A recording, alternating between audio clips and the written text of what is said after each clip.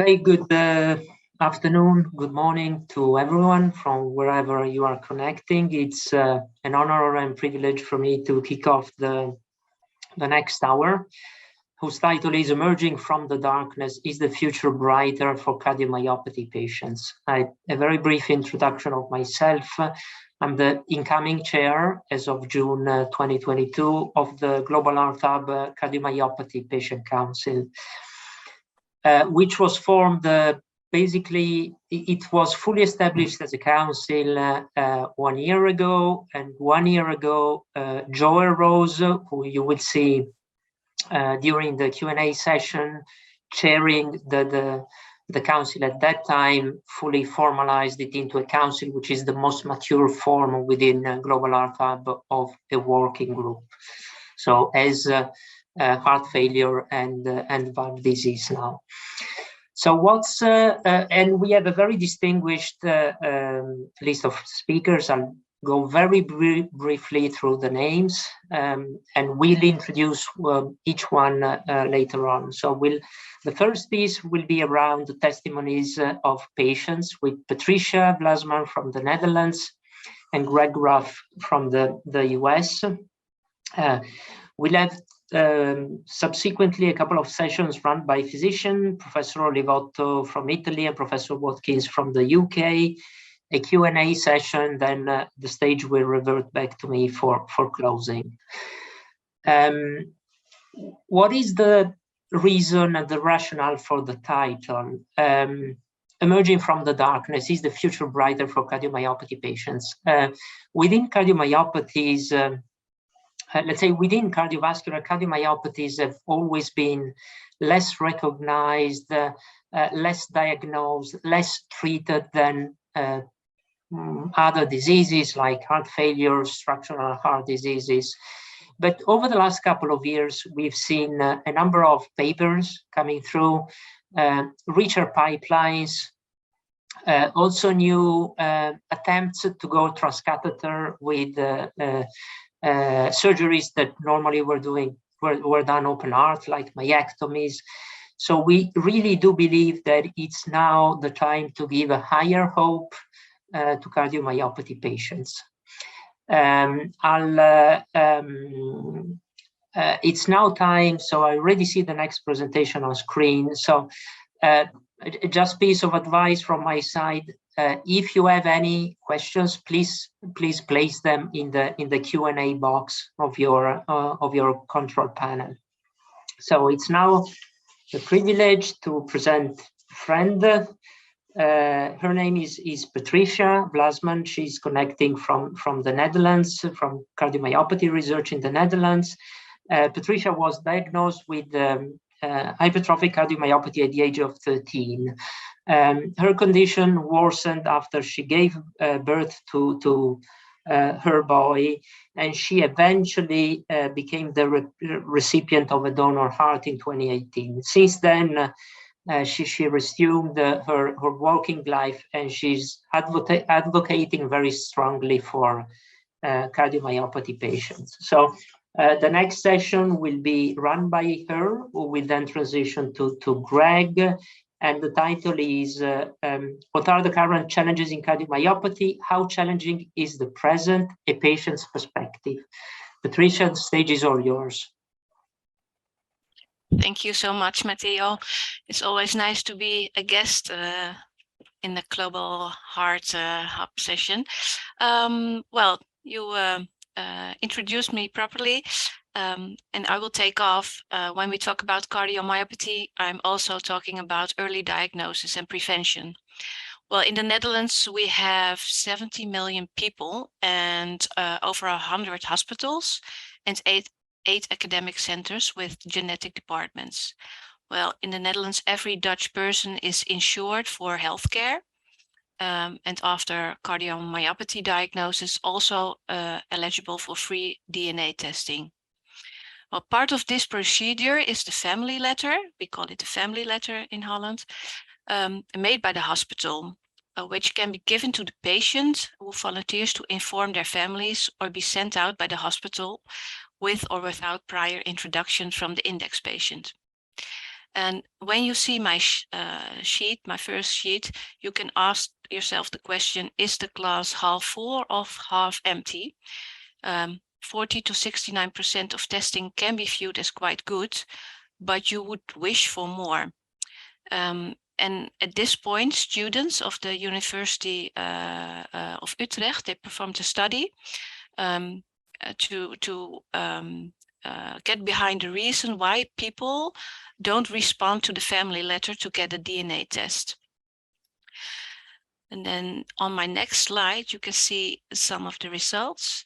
It's really in tiny letters, but you can see the blue, big blue part. And that's because that's when people say, well, I don't want to get myself tested because I'm too young to have a inherited cardiac disease.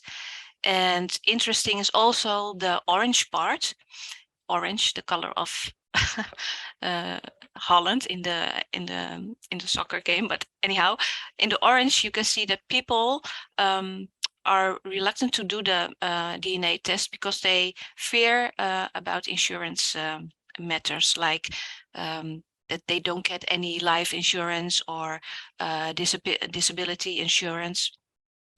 And a sort of yellow part is when people are really they are scared and they fear the disease. And I want to zoom into the next slide. You can see the insurance part. That's really almost 50%. That's the red part. And on the other slide, you can see that is basically founded on misconceptions. So people have a wrong idea about having a DNA test done. If you can see the next slide. Yes, you can see the problem definition. So the students, they had interviews with people, and what's really a problem, I think for one part we can really solve easily, is the part of the insurance consequences, because there is fear, but the Dutch government really has possibility to give people with inherited cardiac diseases a life insurance or a sort of insurance to buy a house. So as you can see, these are the results of the students, which lead me to basically, I think, the best solution, and that's the next slide, that we run with the patient organizations, but also with the doctors and all the healthcare providers, an awareness campaign, because we, like I said in before, is the glass half full or half empty? I think we have a lot to gain when you consider that 40% does not follow up a family letter. How can we perform early diagnosis? We really want to raise that number. So my feeling is, from my organization, together with all the people, all the other organizations, that we have to be more active in the awareness campaign, that's really not such harmful to do a DNA test. And Greg Ruff is my colleague from the US. He's the CEO of the DCM Foundation. I think, Greg, I think that Greg, he has a good answer, because we detected this problem in the Netherlands, but in the US you are a step before us, right? I don't know if Greg can come in. Yes, great. Yes, that's correct, Patricia. Well, thank you. Well, Greg, maybe you can follow up on me, because I think that, I'm really interested in what your feeling is about this. Yeah, no, this is great, and thanks so much, Patricia, for the presentation, understanding better how DNA testing works, genetic testing works in the Netherlands. So a little bit of background on myself. I am the executive director, founder of the DCM Foundation here in the United States. I used to have dilated cardiomyopathy. It was genetic basis. There was the Lamin 331, Lamin 399, and TPM1 genes that run in my family. And my kids have 1, 2, or 3 of those. My 3 children have the genetic mutation. About 2017-18, there was no patient group in the United States for dilated cardiomyopathy. So Dr. Ray Hirschberger and I, a noted longtime researcher on genetic DCM, started the DCM Foundation here. And after we started it, we sort of, and I also recently, 16 months ago, I had a heart transplant. So I don't think I no longer have DCM, but a new heart. So basically, as I was starting to grow the DCM Foundation, we were talking with a lot of companies from around the world, researchers, academic researchers, biopharma companies, and we found that almost in every conversation we said, hey, as a patient group, how could we help you find potential cures for cardiomyopathy or dilated cardiomyopathy?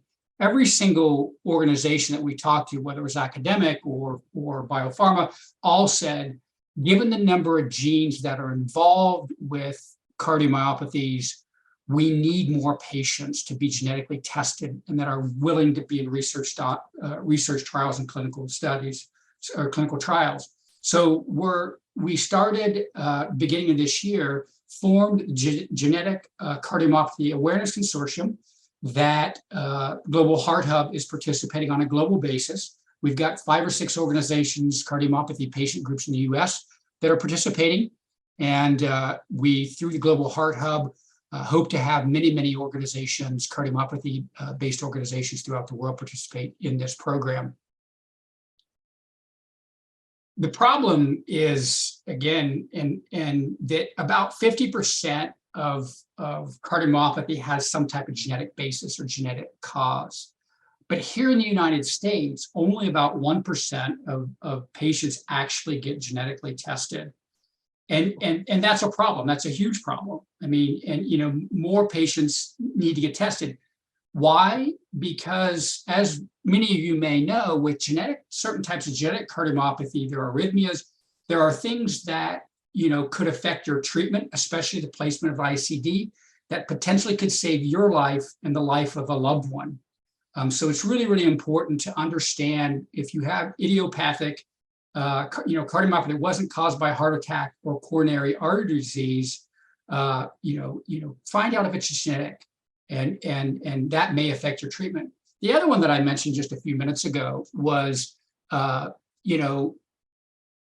the choke point really in a lot of cardiomyopathy research is the lack of patients. Again, given the large 55 to 75 genes in cardiomyopathy, and that number is changing and growing all the time, in order to create therapies on a gene-by-gene basis, we need to have a much greater number of people that are genetically tested with cardiomyopathy and are willing to be in research studies and clinical trials, as I mentioned before.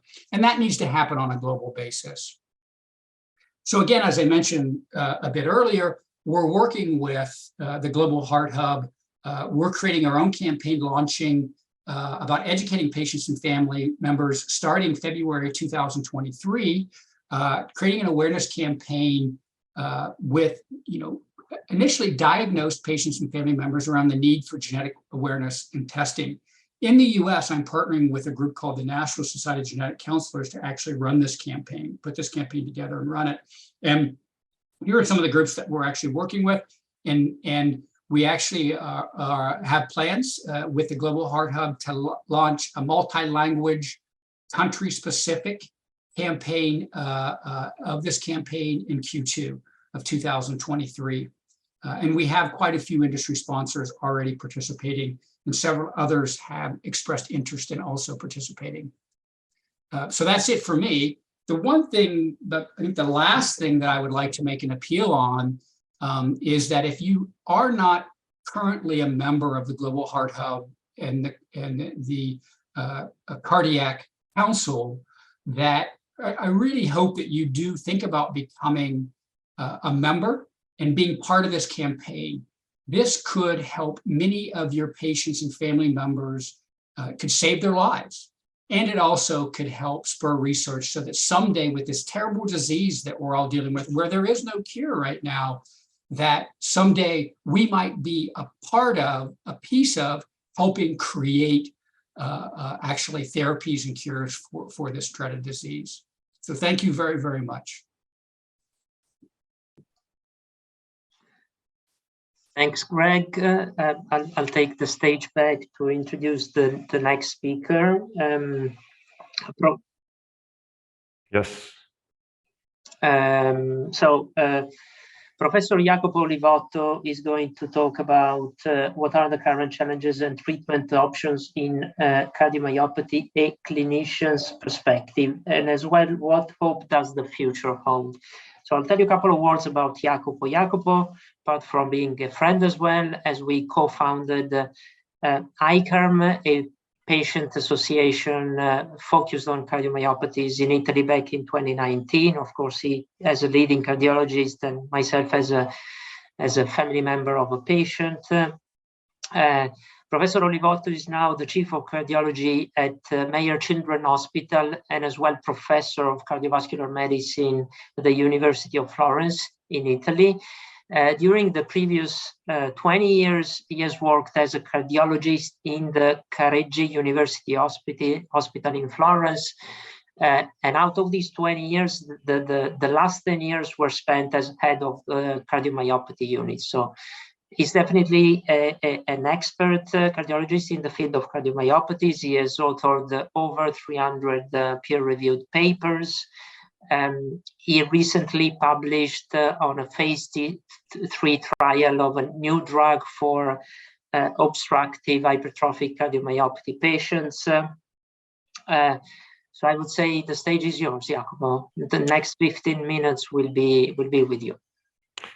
Thank you, Matteo. Thank you very much. It's a great honor to be here, and I say this very sincerely. It's a common phrase, but never as today. When I talk to patients, I really feel the responsibility of what I say much more than when I talk to my colleagues. So these are my disclosures.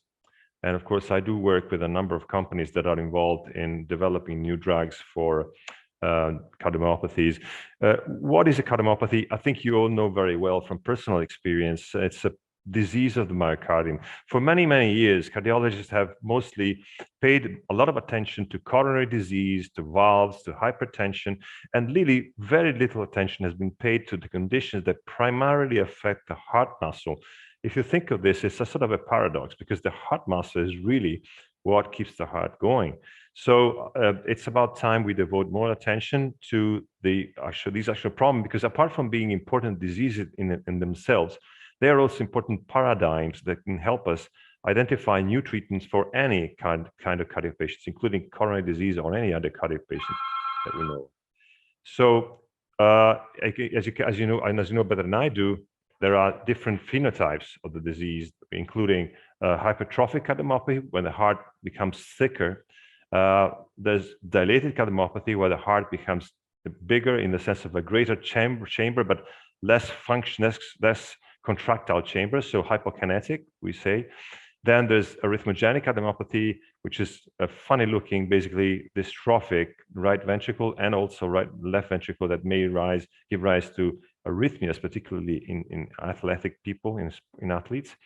Restrictive cardiomyopathy, when you have a very small ventricle that doesn't allow blood to get in, and that affects, gives another different form, very difficult to treat, of heart failure. And then there's others that are less common. These are the most common phenotypes we confronted with. Of course, each of these phenotypes may have different causes, many of which are genetic, so familial disease.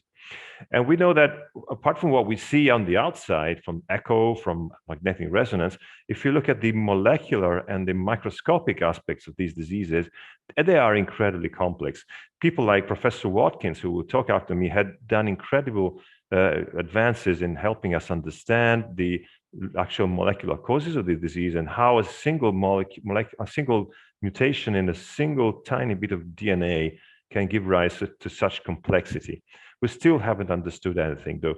We still need to understand a lot better how, again, a single, very small error letter, single spelling mistake in the DNA can give rise to complex genotype, even in the same families, can be so different.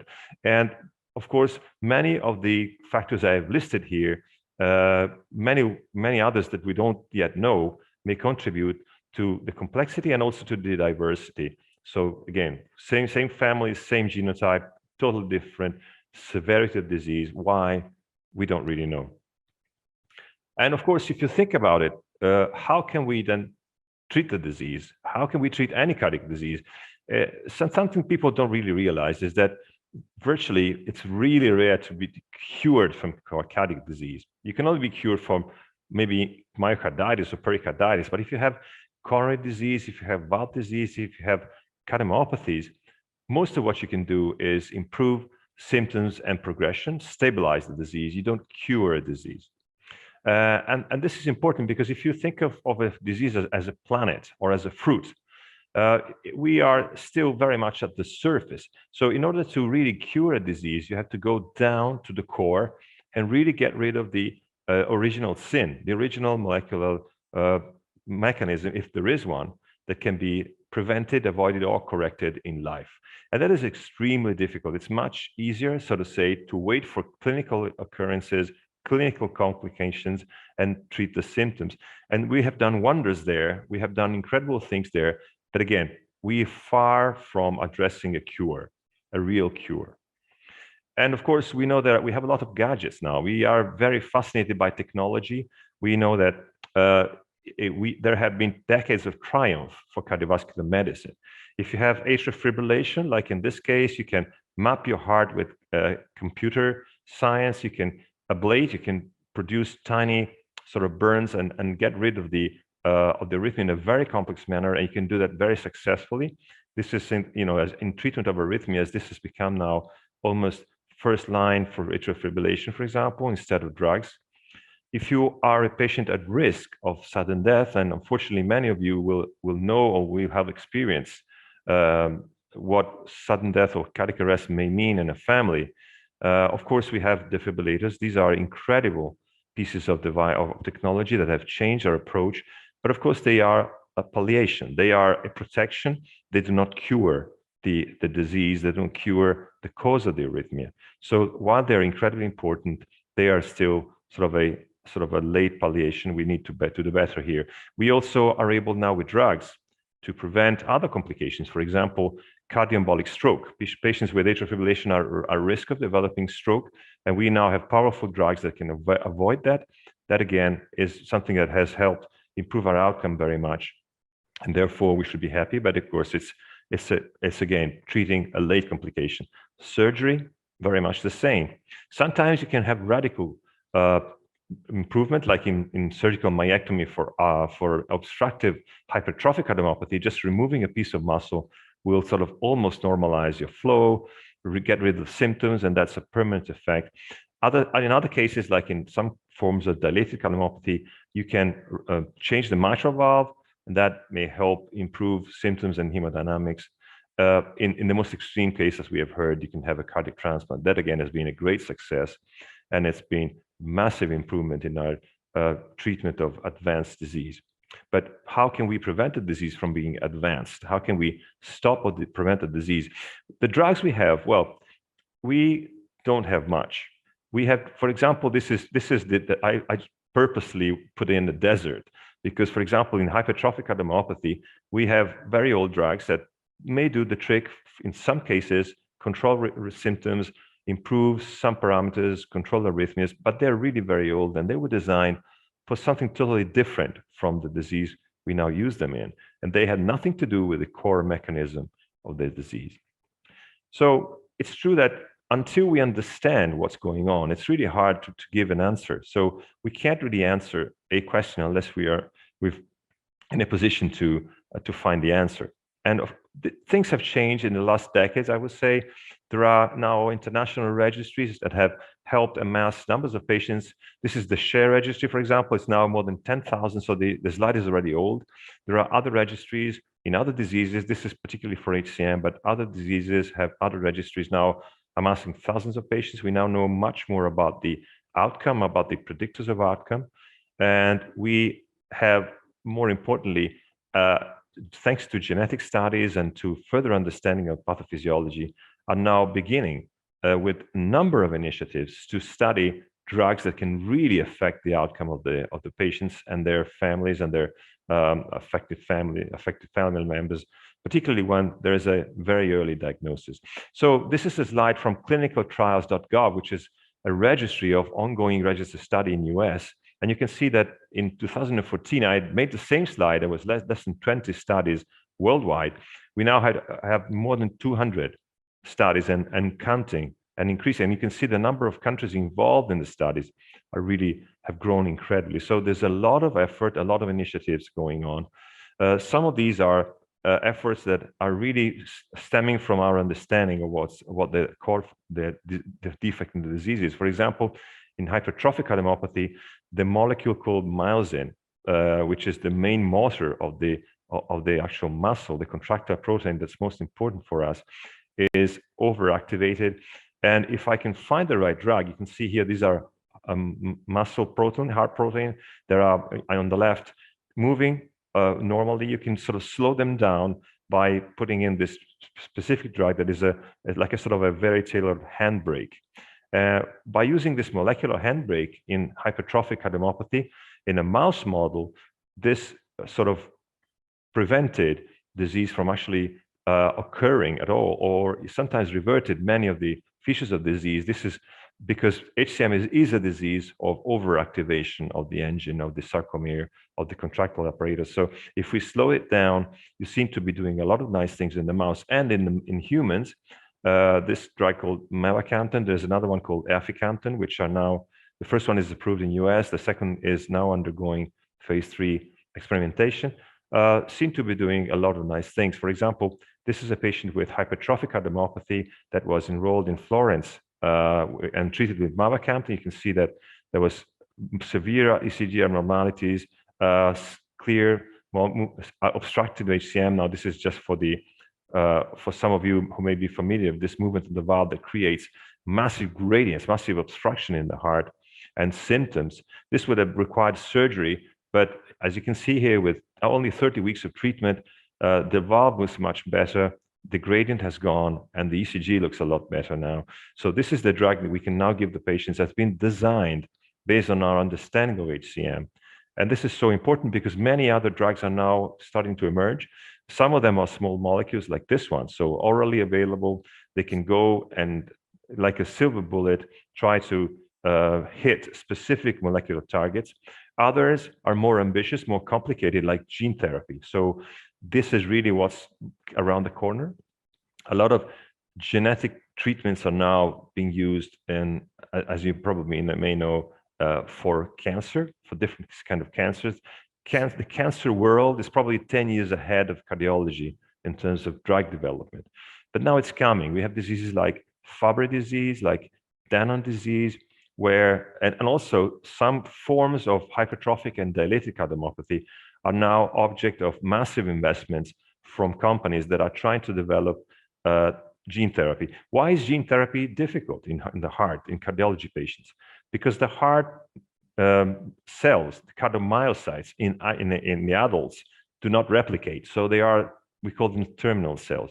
The number of cells you have remains the same.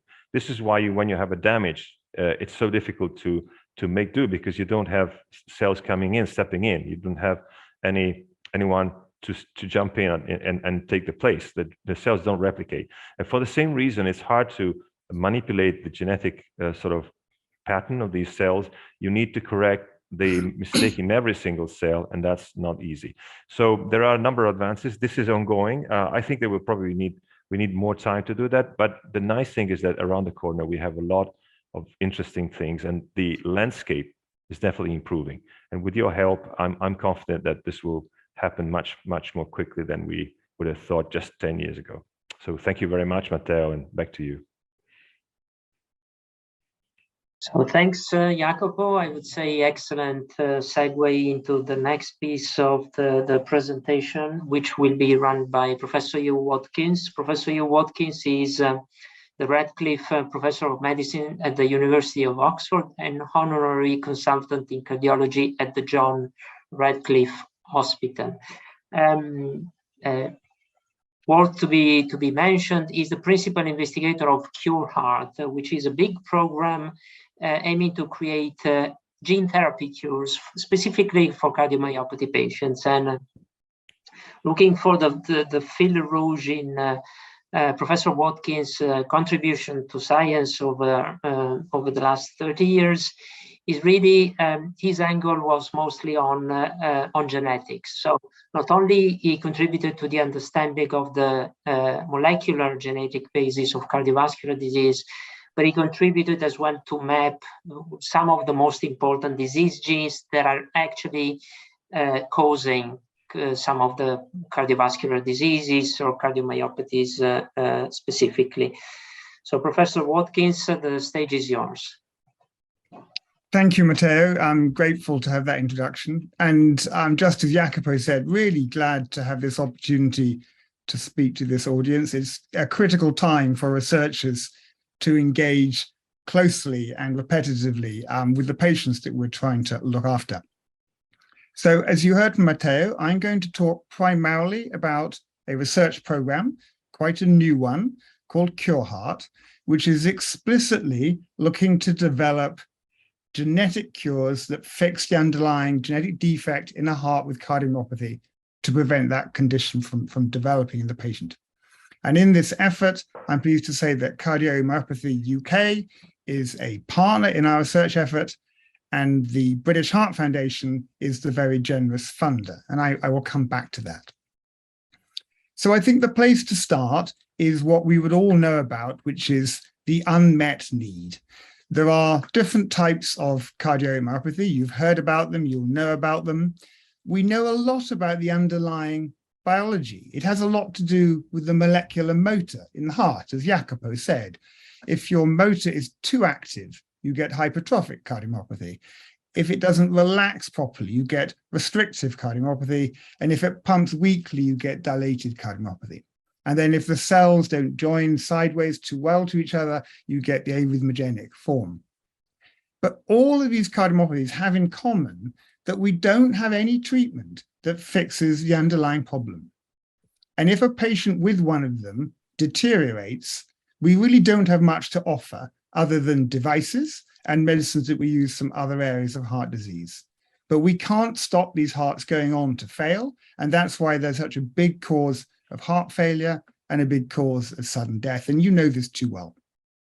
They're also very common, surprisingly common for genetic diseases. Because we're trying to fix the underlying genetic defect, we can only do this in the proportion of cardiomyopathy where there is a known genetic variant, a genetic cause in an individual, very often in a family, causing that cardiomyopathy.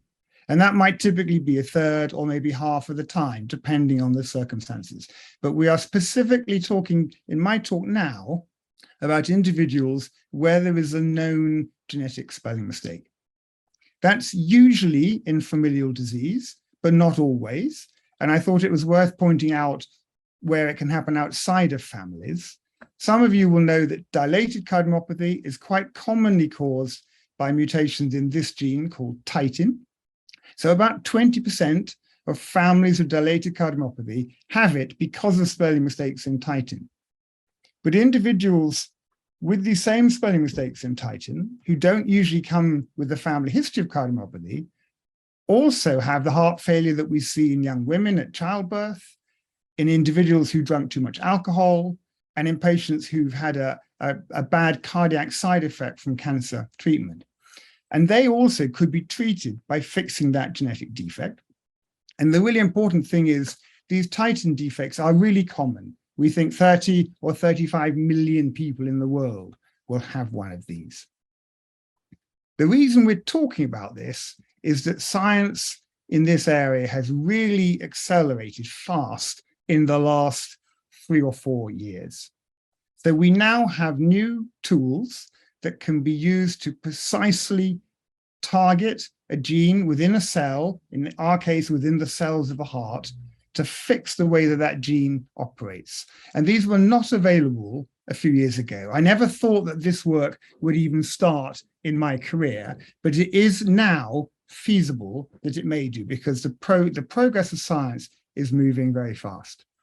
And we do believe, and we can already show in animal models, that if we can fix this underlying genetic defect, we absolutely can prevent the disease from ever developing. We could take a young person who has inherited a genetic mutation, putting them at risk of cardiomyopathy, but fix the heart before the cardiomyopathy ever develops. And clearly, if we can do that, we think that would be transformational.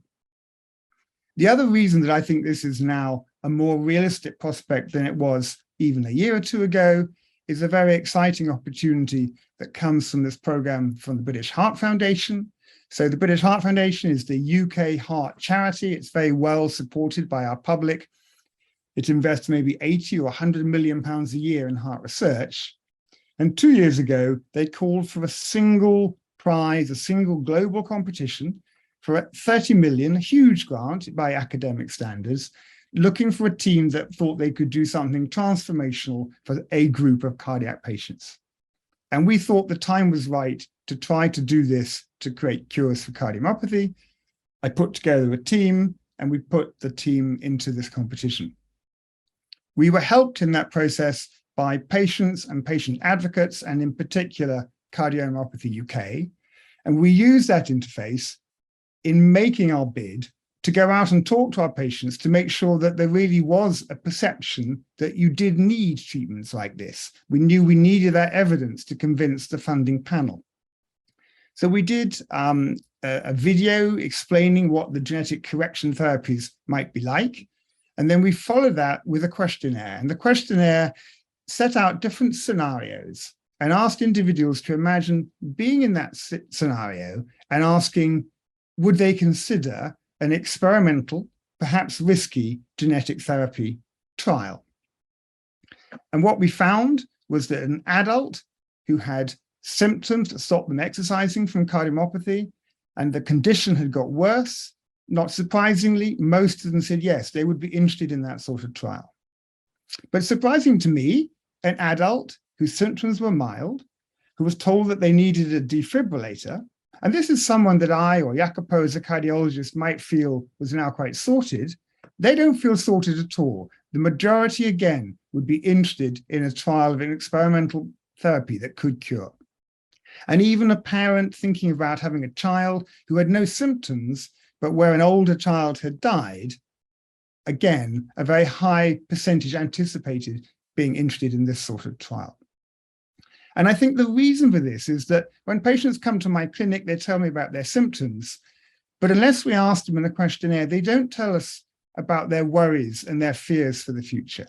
And what they know is that if they get worse, we will at one point say we can't do anything more for them.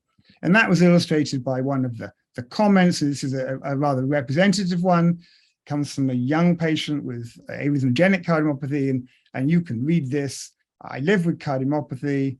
The worries for my future and my potential offspring are constant and depressing. The prospect of a treatment isn't something I'd ever even considered.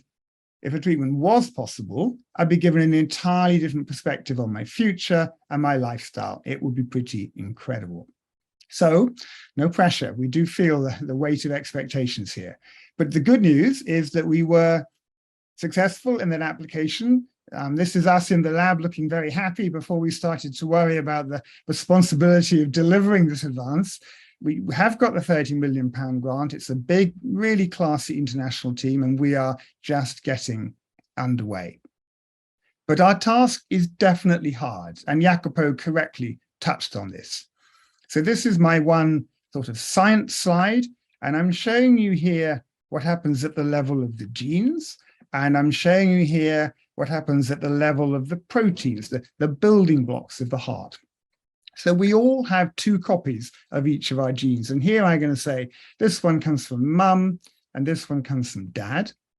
And a gene is a series of letters of code which will make a particular protein, and it might be one of these components. This is the molecular motor that drives the heart. Let's say it's making a molecule, a round one called actin, this one here. So in the normal process, a healthy copy of the gene makes a normal shaped protein and it gets built into the motor. But in cardiomyopathy, one copy is normal, but one, this time the one from Dad, has a spelling mistake. You'll see we have a letter C here rather than a letter A. And changing one letter, which then changes one amino acid, one building block, out of the thousands of millions that we have, is enough to cause disease because it makes a protein with a fault that's not of the right shape. And when this heart is built from the two types of the proteins, it gets into trouble. And I use the analogy of building a house where half of the bricks are slightly wonky. Once those bricks go into the house, the whole house becomes wonky. So to fix it, we have to specifically deal with the wonky bricks. We can't just make more of the healthy ones. And that requires us to specifically silence, which means switch off, or correct, which means rewrite the code, specifically the faulty copy of the gene, and to do it in each and every one of the heart muscle cells, or at least the very large majority. And that is really hard, but actually not as hard as we thought it was, and not as hard as it looked to be 2 or 3 years ago. We have different approaches. Some are temporary, some will be permanent. So to illustrate the temporary approach, this is conceptually quite easy. We can make a molecule, it's often called an antisense, which we can inject under the skin, which will distribute throughout the body of a patient. And wherever a gene is making one of these heart proteins, will bind to that gene, and if it's the faulty copy, will silence it. Now, this is a type of medicine that is already used in cardiology. We use it to turn off one of the cholesterol genes in the liver. It's licensed, it's safe, it's actually fairly affordable. Our task is hard because we have to selectively hit the faulty copy, not the healthy one. But we think this could be only a small number of years away. We can already do it in cells. We can do it in mouse models. The regulators are used to this sort of treatment. This might come about in the next 3, 4, 5, or 6 years. But it would need repeat injection. This is not a lasting cure. So when we're doing this for cholesterol, it's a twice yearly injection. So we're interested also in editing, rewriting the gene to fix it once and for all. And one of the attractive things here, and Jacopo mentioned this, is the cells of the heart don't divide.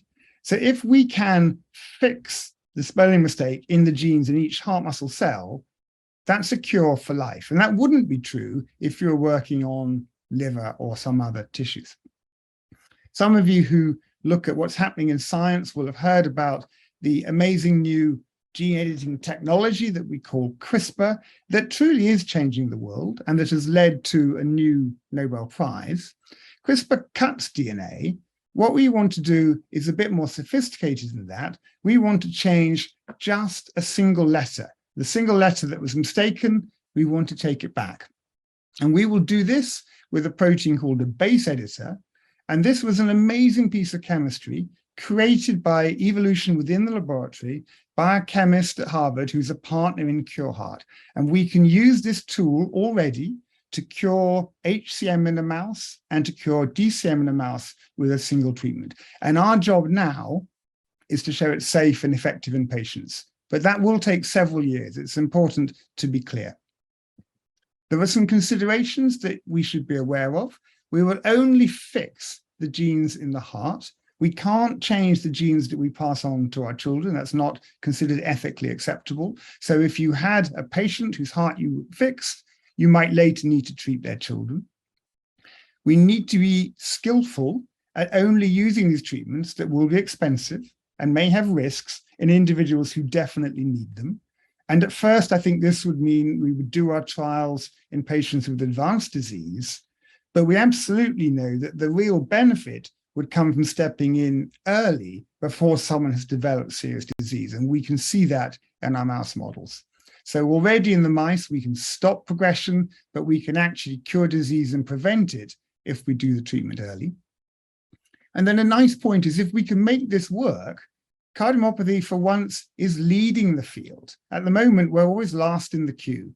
But if we can use cardiomyopathy to work out how to target genes in the heart, then that becomes relevant to all sorts of heart disease. You will have understood that all of this is dependent on genetic testing. We can only fix the hearts of people where we know the underlying gene defect. So the current focus on testing in families, so already there's a good mandate for that, and we heard that from Greg, but if it leads to an option for a cure, then we've really got to roll out genetic testing, we've got to find people at risk, and we've got to fix their hearts. So I will finish with my last slide. We have a really strong academic team, came together because the funding was generous, but more the opportunity is really timely. The science is exciting. So it's led by myself in Oxford and Christine Seidman at Harvard, and we have colleagues in University of Texas, National University of Singapore, and in the Broad Institute in Boston. And we have critical, centrally integrated patient voices through Cardiomyopathy UK and the SHARE registry that you heard about. And I must finish by thanking the Heart Foundation. This is a very huge, generous commitment from them and very much from the public that have donated the money to the charity. So I'm very grateful for your attention and look forward to questions.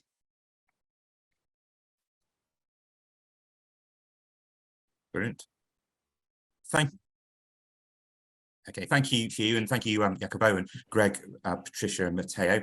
My name's Joel Rose. I'm the Chief Executive of Cardiomyopathy UK, and I'm the past chair of Global Heart Hub's Cardiomyopathy Council. So my job has been to look at the questions as they've been, people have been sending in during these talks, and a few questions that came on to us beforehand. And I'm going to put these to our panel. I think we've got time only really for a couple, but we'll see how we go. The first question is really for Jacopo and for Hugh. We've obviously been talking about medicines and sort of genetics, but there's a third element to it here. And do you think that devices will continue to play a part in protecting people with cardiomyopathy? And what do you think that they will look like for the future? Hugh, if you don't mind starting us off. Yeah, devices have led the way. I think they are palliative, which is the expression that you heard earlier. But, you know, thank goodness we've got them. So ICDs are wonderful. They're getting better. They're getting safer and easier to use. And if an ICD was really safe and easy to use and affordable, we'd use more of them. So there will be progression there. We might well find more sophisticated types of pacemaker become more useful. There's always been a holy grail of a device that can support a failing heart, a pump type device. I'm a bit guarded about that. That's just proved so hard. And that's where I think we need biological remedies so that patients who are at risk of heart failure are not dependent on supply of hearts for heart transplant, but not also waiting for pump devices to get better. That I think is a little harder. That's my personal feeling. Jacopo, what about you? I totally agree with you. Just my only addition to that would be that there are now devices that are not used to treat patients, but to accumulate information. And that's where patient can really help a lot in research. For example, wearables. Patients can now be monitored for arrhythmias, for changes in their clinical status by a number of different parameters that are relatively not invasive or non-invasive at all. And this is part of patient empowerment. This is where patients can help themselves and help the community by accumulating information. We are using more and more of this also to stratify a risk, for example, to understand who are the patients at risk or who may have hidden arrhythmic disease. So this is where I think there will be a massive sort of development. The only problem is, you know, with this huge amount of data that's been generated, who's going to read it and who's going to read it confidently? But that's where you can really help us out. Yeah, I think that probably leads on to a next question. We have one which is really about the role that the patient community can play in advocating for these new treatments and I suppose taking advantage of new technology as well. I suppose Greg and Matteo, it might be worth just getting your views. Greg, what do you think about the patient community and us as a council? What more can we do to advocate to make sure we get these treatments and as soon as we can? And I think from what Hugh had mentioned earlier, like the money and the interest in research in this area, especially in genetics and cardiomyopathy, has grown dramatically in the last few years. The real problem, at least from all the groups, all the sort of researchers and biopharma companies I've talked to, again, is there's so many genes in cardiomyopathy and there's so many variations that we need to have a much larger number of patients that have been genetically tested, that are in research, wanting to be in research studies and clinical trials. And really, I think as we look as patient groups, what role can we play? And as I've gotten into this, I sort of see like some people getting in and into research and getting into whatever, which I think is covered. There's a ton of research. Our role really is to get more people genetically tested and get them interested in research studies and clinical trials, unless Jakob and Hugh do their jobs and thousands of people like them around the globe. So I think it's really not an option in my mind. It's a duty. To help your patients, I think this should be one of the #1 priorities that each patient group should have in cardiomyopathy. Brilliant. Matteo, is anything you think that patient groups? Yeah, I have a couple of points. Thanks, Joel. I would echo what Greg said on potential future gene therapies. This may have a backward domino effect on genetic testing, because you cannot be cured unless physicians know which genes are affected. The other point, back to your question, Joel, on what we should be advocating for from the patient association perspective. Of course, we all like as patients the opportunity to have more treatments, being them drugs or devices, but it has to be an affordable treatment, something which is sustainable for the health systems, which is also a way to not only go wide but go deep as well in treating more patients with more treatment options. Okay, brilliant. Thank you. I think we've probably got time for one more question. I'm going to ask Hugh and Jacopo for this. I mean, Jacopo, you were talking about sort of medicines coming around the corner, and Hugh, I think you were talking about sort of genetic treatments maybe a bit further down the road. A bit of a difficult question again, but what's after that? What's even further down the road? If we're thinking in 10 years' time, what do you think the direction of travel is, and what's your levels of optimism for the cardiomyopathy world? Well, if I can start, I mean, obviously the ultimate goal would be prevention. So being able to act upon early genetic screening and identifying patients that are at risk, not of complications, but actually a risk of developing a disease, and being able to prevent the disease from developing at all. Of course, that sets a number of incredible challenges, including how do you show a benefit of a drug like that, because you would have to design trials that are extremely long and patients at very low risk, and how can you say that the drug is doing anything at all? So the design of the trials, then we are already seeing this in cardiomyopathies, designing trials that convincingly show a benefit in diseases that have low event rates is very hard. So in parallel with developing drugs, we need to develop the technologies to show the regulators that these investments are worth the while.